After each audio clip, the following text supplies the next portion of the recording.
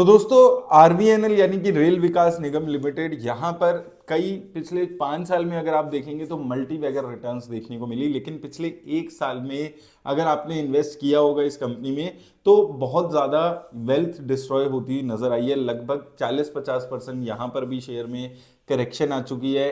क्या यहाँ से अब ये इन्वेस्टमेंट लायक हो चुका है, क्या रीजंस है, ये सारी चीज़ों पे बात करेंगे। तो देखिए रेलवे सेक्टर की जितनी भी कंपनीज थी जहां पर एक माहौल बना हुआ था कि भाई बहुत जबरदस्त सेल्स और प्रॉफिट की ग्रोथ होने वाली है, इन कंपनीज के शेयर उठा लो, उनमें से एक ये भी कंपनी थी।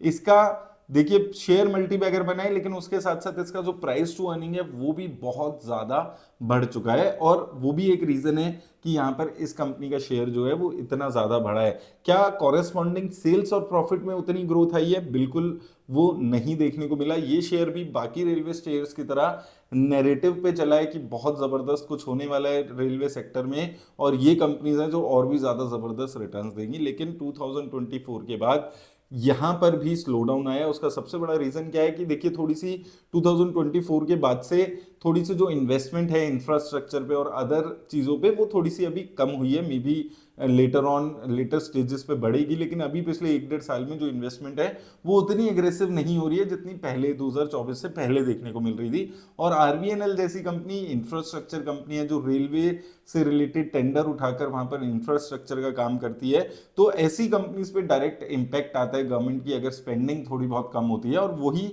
इंपैक्ट यहां पर इस कंपनी में भी देखने को मिल रहा है। गवर्नमेंट स्पेंडिंग पे डिपेंडेंट है ये कंपनीज, चाहे आप आरवीएनएल की बात करें, आईआरएफसी की बात करें और बहुत सारी ऐसी कंपनीज हैं। और इस कंपनी में भी वही चीज़ है कि अभी स्पेंडिंग नहीं बढ़ रही है, बहुत ज़्यादा कोई चर्चे नहीं है, बहुत ज़्यादा कोई पेड आर्टिकल्स भी नहीं आ रहे हैं रेलवे को लेकर कि यहाँ पर इन्वेस्टमेंट हो रही है और ऐसा कुछ होने वाला है। तो इसलिए इन कंपनीज के जो शेयर्स हैं वो काफ़ी ठंडे पड़े हुए हैं। और मुझे ऐसा लगता है कि आने वाले टाइम में भी इतनी अभी ओवर वैल्यूड हो चुके हैं शेयर्स कि आने वाले कुछ टाइम में अगर लगातार 2-3 साल में करेक्शन प्राइस करेक्शन इनकी होगी तो भी ये शेयर शायद ओवर वैल्यूड ही रहे। उसके रीजंस क्या है फंडामेंटली देखते हैं एक बारी। तो देखिए स्टॉक का प्राइस टू अर्निंग देखेंगे 57 के आसपास है, इंडस्ट्री का 18, यानी कि लगभग 3 गुना अपनी इंडस्ट्री के एवरेज से ये स्टॉक हायर चल रहा है। यानी कि अगर यहां से जो भी इसके प्रॉफिट्स हैं ट्रिपल प्रॉफिट्स हो जाएंगे तब जाके ये इंडस्ट्री की एवरेज पे आएगा। एक सेल में बात करें तो आप देख सकते हैं बुरा हाल है, वन साइडेड गिरावट आपको देखने को मिलेगी। 3 साल में आप देखेंगे 600 पे पहुंच गया था और 5 साल में अगर आप देखें 22 रुपए से 600, यानी कि जबरदस्त रिटर्न्स यहां पर इसने दी थी। उसके बाद से आधा हो चुका है ये कंपनी का शेयर।